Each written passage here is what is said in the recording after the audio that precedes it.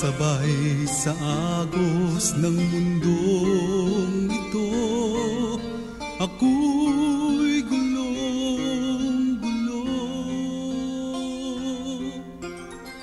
Tuburan sa panalangin, kini nga programa gimugna sa East Coast Gospel Mission.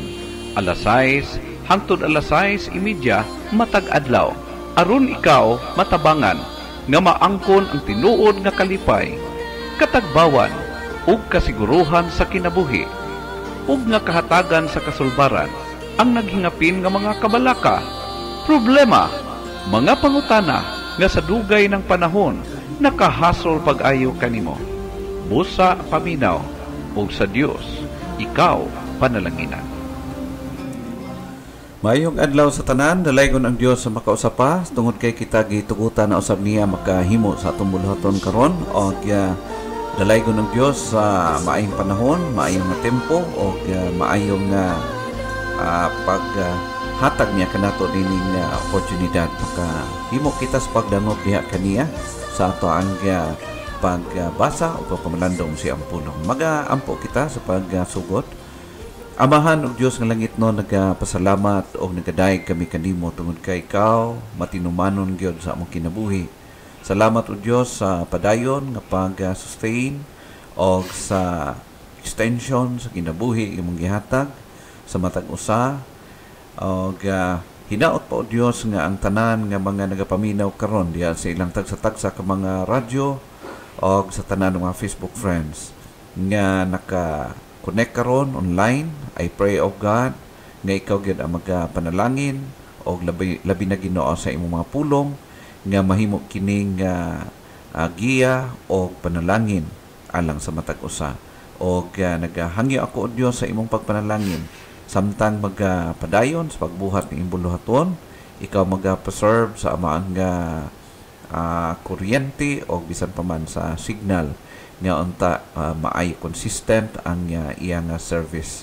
And I pray o God nga ang tanan nga paminaw o ang makaskan ini nga mga preaching sa God from time to time imong i-bless o hinaot pa nga ang matag usa nga nagapaminaw karon, especially Father God ni adtong mga kaanakan nimo nga unta kini makatabang, maka-assist kanamo Ginoo, padayon kami ma-develop diya sa among nga kinabuhi samtang nagahulat sa imong pagbalik o God. Panalangin ni ang tibok buluhaton karon. This I pray in Jesus' name. Amen. Salamat sa oportunidad nga gihatag sa Dios kanato. Nakahisgot kita last week, no? Kagahapon wala kita makahimo sa ato ang devotional sa online tungod kay naay mga importante nga mga butang nga kailangan usab ang hatagan ng mga atensyon. But praise God kay this time makahimo kita sa buhat sa buluhaton alang usab sa hatag dugang pa nga pagpahinumdom o kanimo usab o kanatong tanan dining higayon karon. Kining follow-up ministry hisgot kita may tungod sa insert sa atong effort, paghatag sa atong time, sa atong ability or sa tanan nga niya kanato as possible nga pwede magamit aron nga ang isig kaingon labi na ni adtong bag-o pa lang nakakaplag diha sa kamatuoran, bag-o pa lang nahimo nga miyembro diha sa pamilya sa Dios nga ma-follow up sila o matabangan sila nga dili lang makaamgo sa kamatuoran bat magatubo usab ang ilahang kahibalo o maglig-on ang ilang pakigrelasyon diha sa Ginoo at the same time magatubo o maglambo ang ilang pagpangalagat diha sa Ginoo. Mao kini siya ang butang o buluhaton, responsibilidad, and also dili lang responsibilidad, pribilehiyo alang sa matag usa, no? Ang paghimo nining ginatawag nga proper follow-up. Nga unta kini mahimo nga primary of importance sa ato ang tanan, no? To all matured and responsible believers. Now, Kung ikaw karon Kristohanon, nakabalo ka sa truth, nakabalo ka sa pagtulunan nga iya sa Dios, dili ka na taman lang kanato, no? Dili ka na dapat magperiod dinhi sa atong kinabuhi. Kinanglan mapasa na to ngadto sa uban. Kung unsa ang imong nadawatan gikan sa Ginoo, pribilehiyo o responsibility usab nimo nga mapasa kini as possible ngadto sa uban. Ingon nga naga-mature ikaw o usa ikaw ka responsible nga magtutuo, no? Mao kana siya. Now, ang ato nga focus on doing follow-up. Unsa man ang focus nga dapat nga niya kanato huktan nato as we do the tasks. Number 1, it's the work of grounding a new believer. Kung baga, kung sa tanom pa, imong ipundar ang tanom sa tama nga pundasyon. Ibutang nimo siya sa nindot o maayong na ground. Imong kabutan siya, kalutan nimo siya, pagkatapos butangan nimo og yuta o tagaan nimo siya sa yuta nga katong tabunok nga yuta, no? Mga yuta nga sigurado gyud nga mo sustain sa pagpanginahanglan ni anang usa ka bag-o nga gitanom. Mao kana siya, the grounding a new believer. Ang tao nga na bag-o lang nakakaplag di sa Ginoo, imo siguro nasira nimo na bless sa imong kinabuhi. Ang imong responsibility and privilege gikan sa Ginoo is to follow up ngadto kanila, no? Og ang trabaho is focus on grounding sa usa ka bag-ong magtotoo. It was the goal of Paul's labors. Kung imong tan-awon ang pattern na to igala, example, human example. Aside sa kan Jesus Christ, of course, si Jesus Christ ang perfect nga discipler. Si Jesus Christ ang perfect nga nagahimo sa mga follow-up. And aside sa kan Jesus Christ, let's see sa mga tao, pareho gyud nato, no? Pareho na to, dili sila superhuman, as simple human like us, pero nakahimo sila sa pagbuhat ining ministry usa ka matawag nato nga medyo rest nga ministry pero rewarding in the sight of God. Si Apostle Pablo, makita nato sa iyang mga paghago, ang usa sa iyang mga goal mao ang paghimo niining follow up.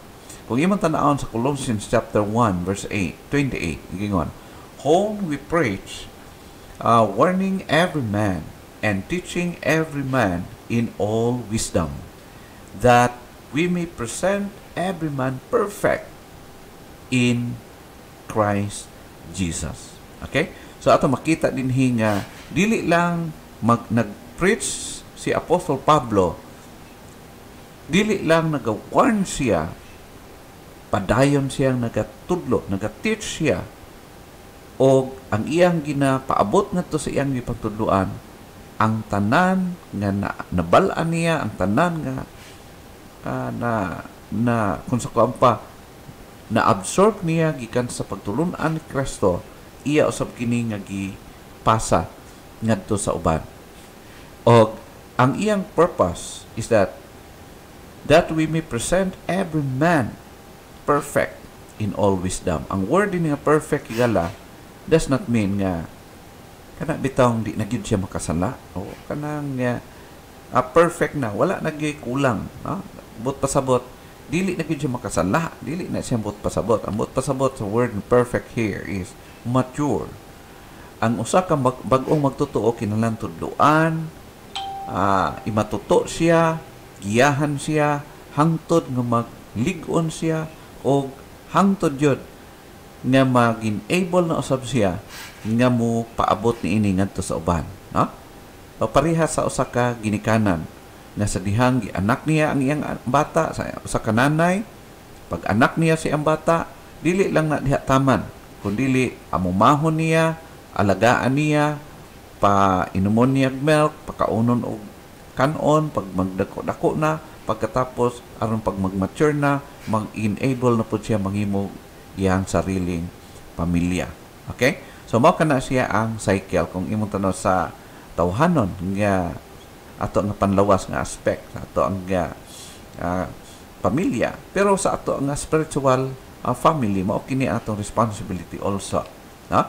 In fact, in verse 21, ingon si Apostle Pablo, whereunto I also labor, striving according to his working, which worketh in me mightily. No? Ato makita na si Apostle Pablo, aware kay siya, kabalo siya sa iyang ginahimo o dapat himuon. Kabalo, dili lang siya kabalo, maghimo kung dili, kabalo po siya unsay dapat himuon, paano kini himuon.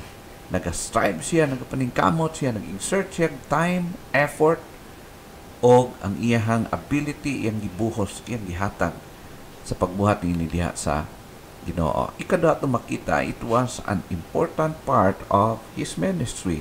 Kung imong tan-aw ni Gala as a human model or pattern, nga si Apostle Pablo, makita nato nga gitagaan jud niya og dako nga importansya sa iyahang pag-alagad sa Ginoo ang paghimo niini nga ministry, the ministry of follow-up.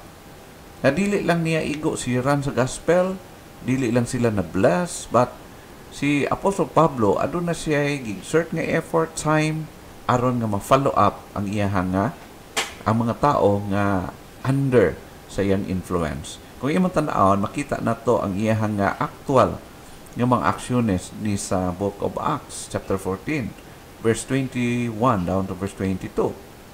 Iyon din and when they had preached the gospel to that city and had taught many, they returned again to Lystra and to Iconium and Antioch. In verse 22, confirming the souls of the disciples and exhorting them to continue in the faith, and that we must through much tribulation enter into the kingdom of God. So ato makita nga kung imong nga i-trace ang kinabuhi o the way si Apostol Pablo nagabuhat sa bulaton, dili lang niya igo nga gisharean sa gospel, but naghimo siya og follow up nga ministry ngadto sa iyang mga na under sa iyang influence. Nawalihan niya, na-bless sa iyang kinabuhi, na-bless sa Word of God, ato makita nga padayon niyang gihatag ang exhortation nga kanila in order for them nga mopadayon sila sa pagkinabuhi niya sa pagtuo o pagsunod sa kabubuton sa Ginoo. Ha? Mao kana siya higala nga kung baga atong makita ang kinabuhi ni Apostol Pablo, wala niya giabandono ang mga tao nga gi-entrust sa Ginoo diha kaniya. Now, Christians, dili lang kini responsibilidad sa usa ka alagad sa Ginoo, sa pastor or leader diha sa iglesia, but all of us believers, we are all responsible, and it is our privilege nga makabuhat kita in any way nga maka-follow up kita sa ngadto sa uban. Ikaduha, focus on follow-up involving several areas of spiritual growth. Ang daghan mga areas sa atong spirituhanon nga pagkinabuhi nga nakapaluob ni ini. Kung imo tan-awon, una, having the assurance of salvation and acceptance with God. First, mao kini siya ang pinakauna na dapat i-follow up. Kay naay mga panahon nga daghan mga tao naga-profess, naga-confess sila, nga nag-believe sila kay God, nagtugyan sila silang kinabuhi kay God, pero kailangan ma-follow up sila aron masabtan pag yun nila much more ang ilahang i-confess kung kini tinuod diya sa ilang kasing-kasing. In fact, ato nga padayon i-follow up ang ilahang kana ginatawag assurance of salvation. Kay daghan kay naga-preach, daghan nagatudlo about salvation, but the only thing after that, wala nila na-emphasize, wala kay nasabtan That's why nga dali ra kayo mapukling, dali ra kayo mawala, dali ra mawala o mawad-an sila sa kusog or naay mga daghan mga negative nga effects sa ilang pagkinabuhi spiritually the moment kag ila masabtan kining ginatawag og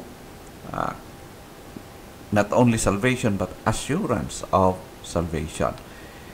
Ingon sa 1 John chapter 5 verse 13, "These things have I written unto you that believe on the name of the Son of God, that ye may know that ye have eternal life, and that ye may believe on the name of the Son of God." So ato makita dinhi nga klaro nga gisulti sa balaang kasulatan, the moment kang usa ka tawo kinasingkasing, seryoso, tinuod gyud nga nagtuo diha kang Kristo, nagtugyan sa kinabuhi kay Kristo ug nagdawat sa gi-offer ni Ginoong Hesukristo nga kaluwasan, right then makabal-an niya nga siya ana-anay eternal life, no? Ingat siya sa portion dinhi, that ye may know that ye have eternal life. Take note, ang condition dinhi sa dihang siya mutuo o mutugyan sa kinabuhi mo sali diha kay Kristo, diha nga panahon na angkon niya ang ginatawag nga eternal life. Take note, ang iyang nadawat dili temporal life but eternal life, meaning kinabuhi nga dili na mawala gikan kaniya, kinabuhi nga wala nay kinutuban, kinabuhi uban sa Ginoo. That means secured. It means security diha sa iyahang kalag. Okay? So, dili lang kanay gala. Ikaduha, developing a consistent devotional life. Mao kini siya ang nakapaluob sa paghimo og follow-up sa mga bag-ong magtutuo. Nga unta ang matag magtutuo, tabangan na to sila, pasabto na to sila, nga mo develop sila og kanang ginatawag mahimong mag-develop sa ka-consistent devotional life. Dili lang bitaw kanang makadungog lang sila og Bible panahon na sa simbahan, but even sa ilang personal nga pagkinabuhi, nagabasa sila sa Bible, nagaampo sila, consistent, nagahimo sila niini bilang naga-improve, nagalig-on ang ilang pakirelasyon diya sa Ginoo. Mao na ingon siya din sa 1 Peter chapter 2 verse 2, ingon pa, "As newborn babes, desire the sincere milk of the word, that ye may grow thereby." So kung imo tan-awon ang gisulti ni Apostol Pedro, makita nato nga dapat yun sa usa ka bag-ong Kristohanon mo develop diha sa iyang sulod sa iyang kasing-kasing ang desire, ang handom diha sa pulong sa Dios.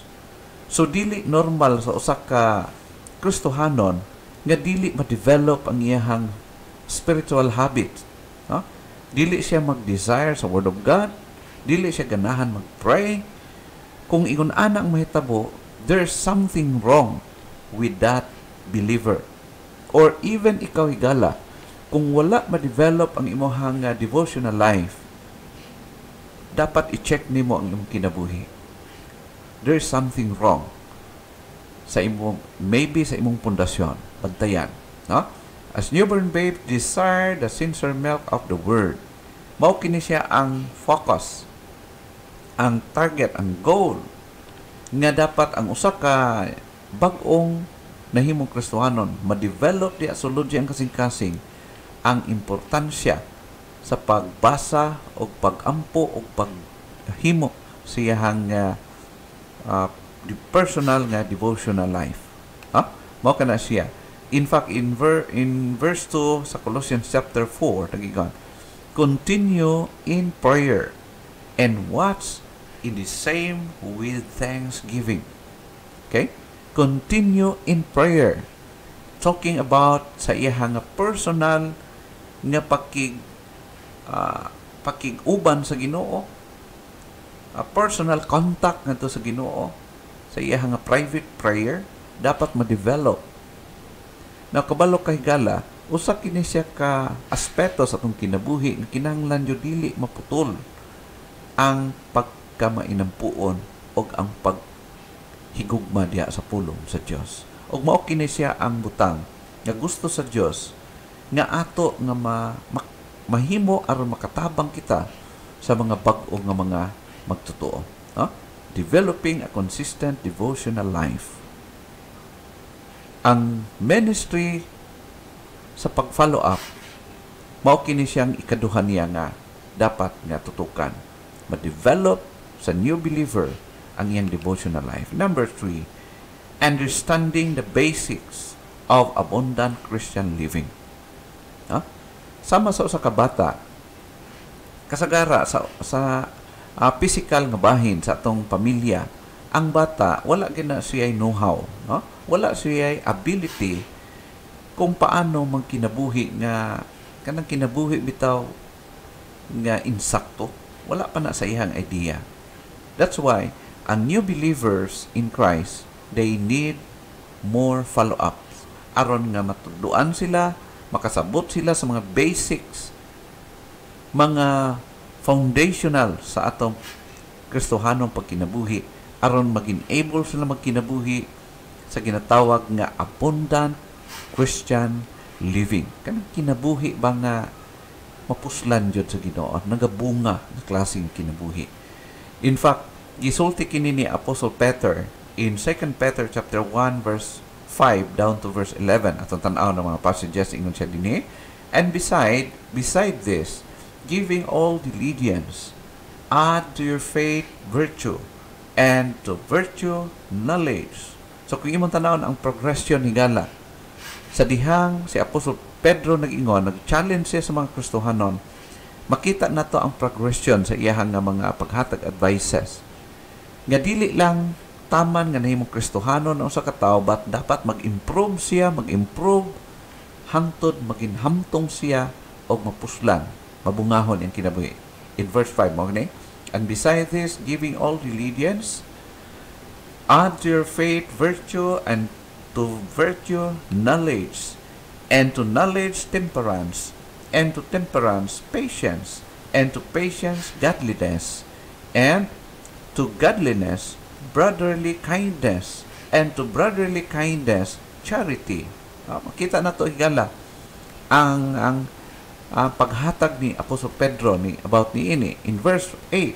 For if these things be in you and abound, they make you that ye shall neither be barren nor unfruitful in the knowledge of our Lord Jesus Christ. Makita na ito dinhi ang ginatawag, it's either kung dili siya makakaplag ni ining klase, di siya kaabot ni ining maong level siyang pagkinabuhi, mahimo siyang barren, mahimo siyang unfruitful siyang kinabuhi.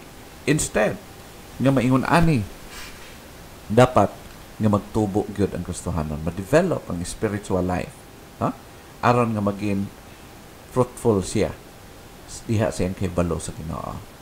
Kay ani man gud siya gala, ang atong kaybalo sa pulong sa Ginoo dili lang ni dapat taman kanato, kinahanglan mapasa usab kini ngadto sa uban.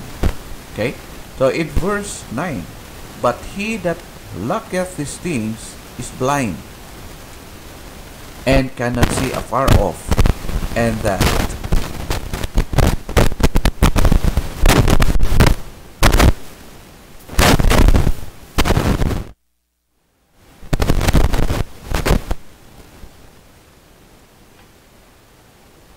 okay, medyo na ay gamay ang diferensya. But he that lacketh these things is blind and cannot see afar off, and hath forgotten that he was purged from his old sins. In verse 10, wherefore, they rather, brethren, give diligence to make your calling and election sure. For if you do these things, you shall never fall. Okay?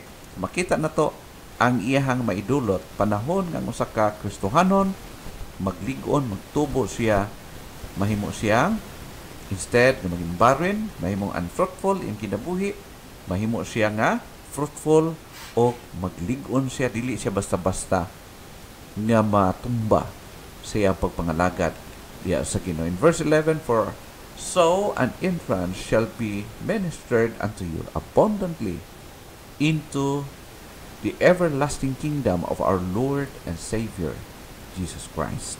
So that's the thing ato makita igala. Number 4, integrating into the family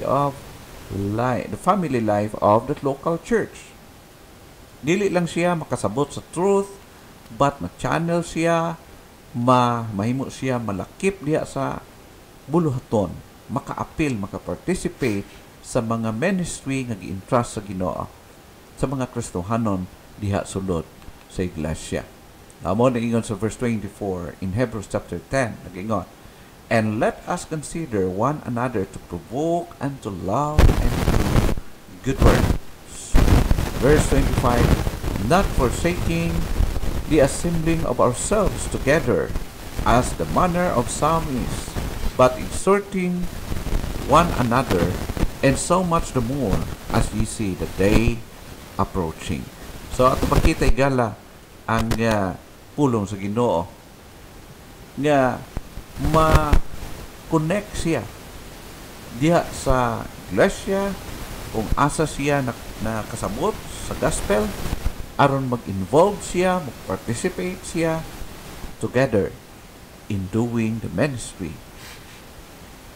Participate siya sa buluhaton diha sa iglesia at the same time sa iyang personal life also mahimo siyang usa ka effective and maayo sab nga disciple. Mao kana siya. Number 5, grounded in the basics of Bible doctrine. Importante kini gala, it's because daghan nga mga Kristohanon nga shallow kayo ang iyang understanding concerning sa mga basic Bible doctrines. That's why nga di siya ka-identify kung tama pa ba ang iyang gihuptan o bali na. Kay daghan kaayo mga wrong views concerning sa pagkinabuhi. Especially, daghan kaayo mga nagabarog nga ang iyang pag-serve basis sa iyang salvation. Ingon nga, saved by faith plus good works. Generally speaking, ang salvation ni Gala, to make it clear, nakuha na to, nadawat na to, pinaagi lamang sa atong pagtuo o pagdawat kay Kristo, pagkilala kaniya, pagtrust kaniya na siya ang atong Savior. Then, ang atong pag-serve, dili kini mao ang makaluwas ka na to, it's because ang nagluwas ka na to si Kristo man, ang ato nga mga pagpangalagad, someday, ang Ginoo maghatag ni ana og reward. We serve God not to be saved, but because we are saved by God. Now, according sa Hebrews chapter 5 verse 12, mao kini ato makita, for the time ye ought to be teachers, ye have need that one teach you again, which be the first principles of the oracles of God, and are become such as have need of milk and not of strong meat.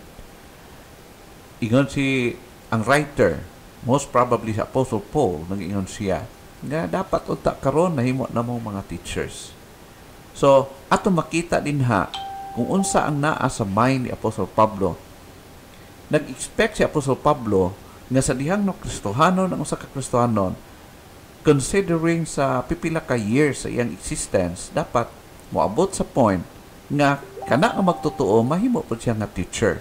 Dili lang siya padayon nga ginatudloan, but mahimo siyang able usab nga motudlo ngadto sa uban. It means to say, iya nga ipasa, able siyang mopasa sa iyang nabaluan ngadto sa uban.